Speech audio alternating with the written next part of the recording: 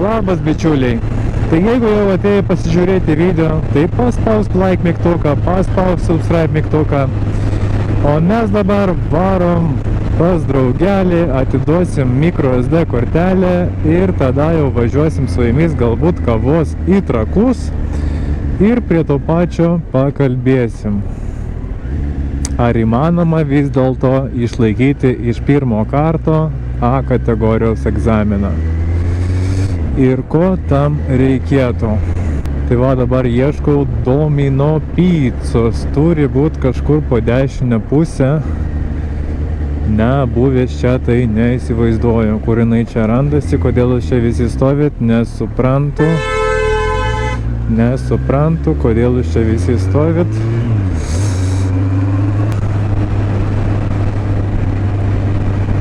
Dar ne čia raudonas. Kur aš čia važiuoju, užsižiūrėjau. Opa.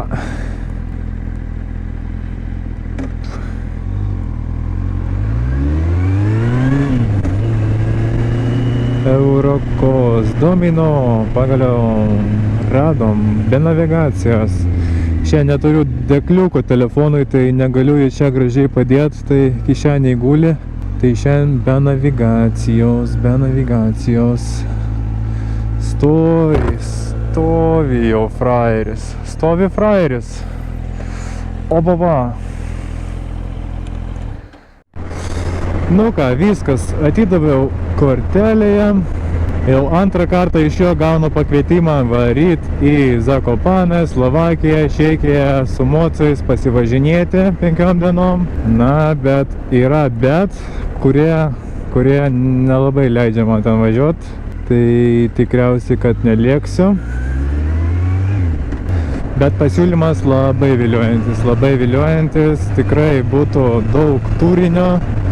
Ir šiaip įdomu pasivažinėti, nebuvęs aš Slovakijoje tikriausiai, nebuvęs Slovakijoje, būtų įdomu aplankyti pirmą kartą. Kurie ten dar važiuoja, Čekija irgi nebuvęs, galbūt ir Austrija užkabins, irgi nebuvęs, nu tai būtų tikrai nice. Tikrai būtų nice, bet tikriausiai ne šį kartą. Tai jeigu atidarei šį video, tai tikriausiai tave domina mocai, galbūt jau svarstai eiti laikyti A kategoriją, o galbūt dar nenusprendei iki galo ir tau įdomu, ar čia sunku išlaikyti, ar čia nesunku išlaikyti, tai apie tai mes šiandien ir pakalbėsim. Tai ar sunku išlaikyti A kategorijos egzaminą, tai manau čia individualus reikalas, kiekvienam skirtingai, bet aš manau, kad vienas iš tokių svarbių faktorių yra emocinė dalis. Ar tu bijai, ar tu nebijai, kaip tu nusiteiksi prieš egzaminą ir panašiai. Jeigu tu nusiteiksi, kad čia nėra nieko sunkaus ir tau viskas gausis, tai manau 80%, kad išlaikysi iš pirmo karto. Tai pas mane viskas prasidėjo šį pavasarį, kai išlaikiau teisės, o prieš tai prasidėjo dar prieš metus atgal. Kai pirmą kartą kažkaip pastebėjau YouTube'ai, motovlogus visokius ir panašiai, kažkaip pradėjau juos žiūrėti, visai atrodė įdomiai, kelionės visokios ir panašiai, tai pradėjau aš tikriausiai nuo motovlogų ir kelionių Dog5 kanalą. Tai asmeniškai su jais nesu pažįstamas, bet perduodu linkėjimus, galit pataikinti komentaruose, kas pažįsta asmeniškai. Tai va, pradėjau žiūrėti kelionės ir taip toliau ir galvoju, blemba, man tai patinka, aš irgi noriu taip keliauti ir panašiai. Na ir viskas, kaip ir tikslą aš greitai nustačiau savo, nežinau, gal po mėnesių peržiūros tų vlogų visokių ir kelionių, aš jau nusprendžiau, kad viskas. Tai va, tikslą nustačiau, kad pavasarį eisiu laikyti egzaminas A kategorijos. Na ir ką jūs galvojate, ateina pavasaris?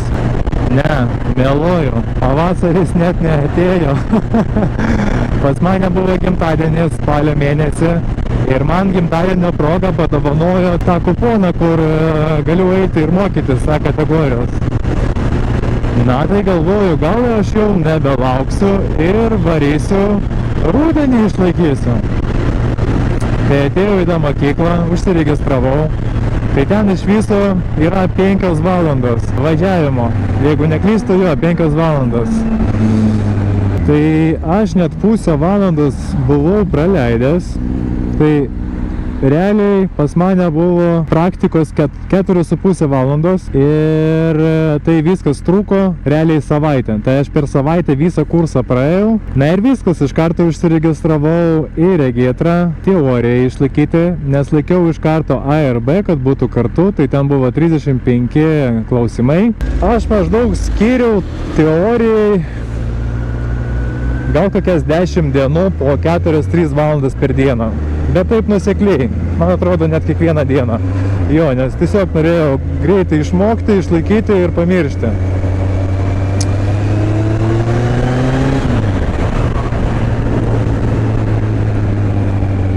Tai aš manau, išlaikysit iš pirmo karto ar neišlaikysit, čia labai daug priklauso nuo nusiteikimo, kaip stipriai jūs norit išlaikyti ir apskritai. Nes aš žiauriai buvau užsidegęs, tiesą sakant.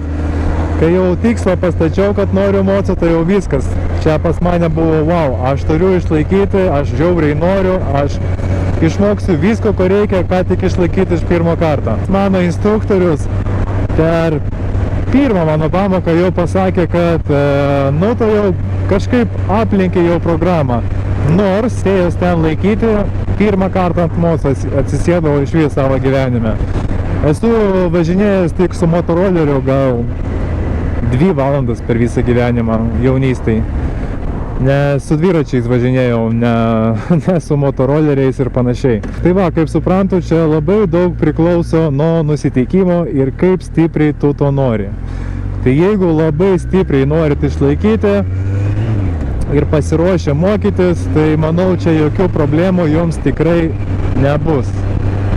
Nu va, kol kalbėjom, jau beveik ir į Trakus davažiavom. Tai aš manau, kad pratęsim jau Trakuose su kavyte. Be abejo, mečiau rūkyt prieš 3 dienas. Visada rūkiau tas elektroninės vadinamas, kiekvieną dieną po vieną. Čia turbūt taip nuosekliai metus laiko, jo, kiekvieną dieną rūkai ir rūkai. Ir kažkas man šovė į galvą, viskas, nerūkysiu daugiau. Tai va, šiandien 3 diena, kai nerūkau, tai galit mane pasveikinti komentaruose ir parašyti, kiek aš laiko išsilaikysiu. Bet ar labai norisi? Blemba, kol kas dar neturbūt. Kažkaip šį kartą lengvai pavyko mesti, nežinau. Fu, aišku, tikiuosi, kad taip ir bus, bet kol kas nice. Gerai, aš lėkiu į Trakus susitiksim.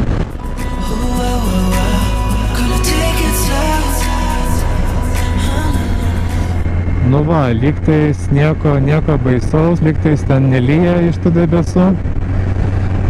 Tai galėsim ramiai savo atsigert kavos.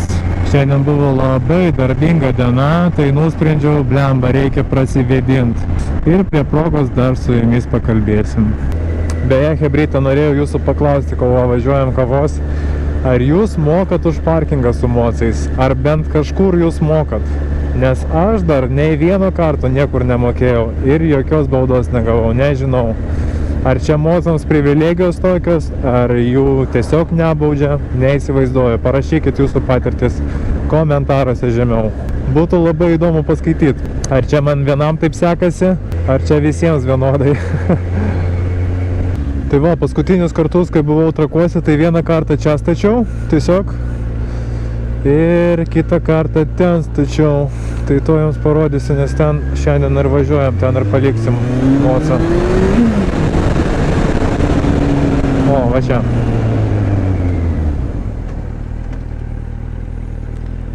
Op.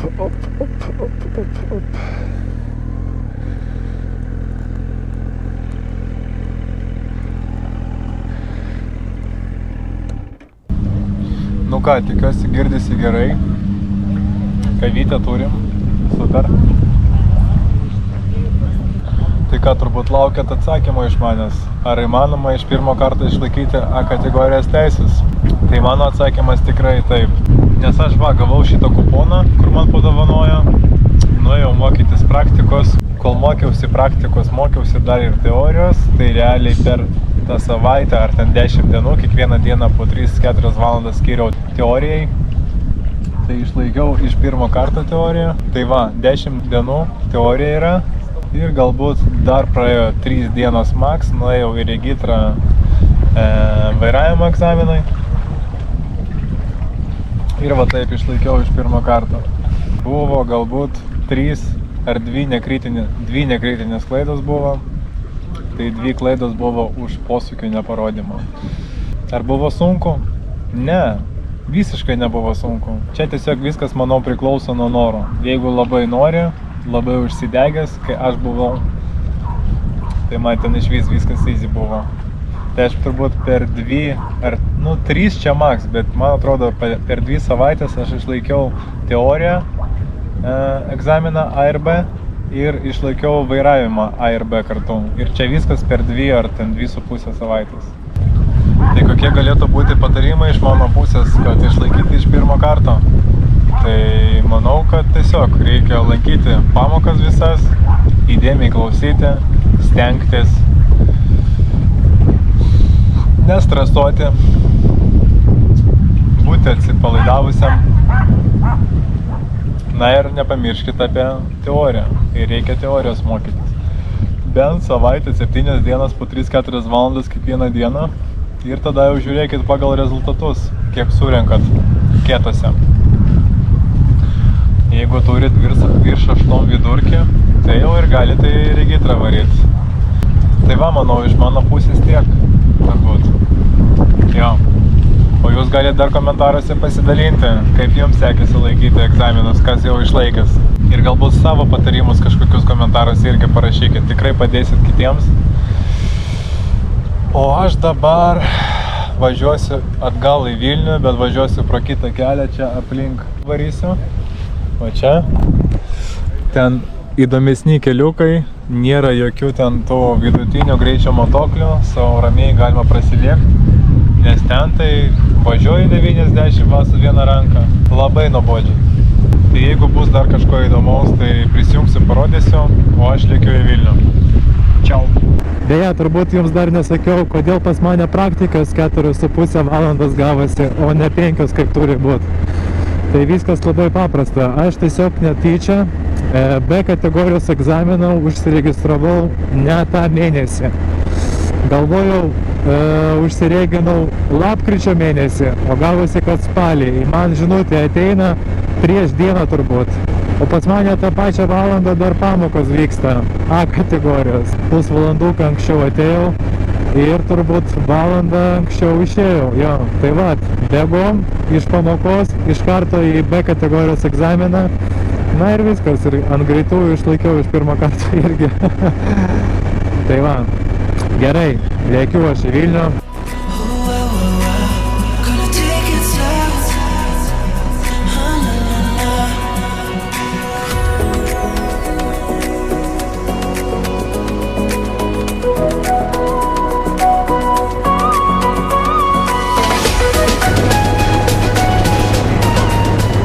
Nu va, mes jau ir Vilniui. Šiandien šiek tiek greičiau važiavau, kažkaip tokia nuotaika, norėjusi greičiau pasilėkti.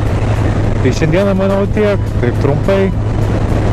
Ačiū, kas pasižiūrėjo iki galo, subscribinam kanalą, paspaudžiam laiką ir iki.